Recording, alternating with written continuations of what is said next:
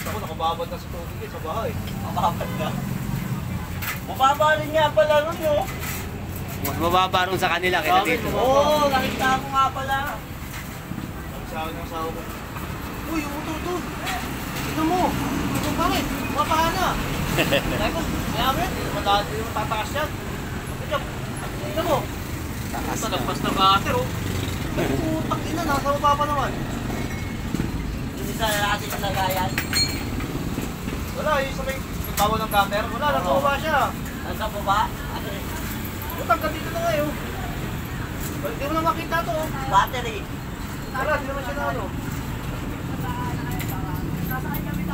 Putang ina, buti na lang. Magkano, oh. Pinakit mo agad, eh, oh.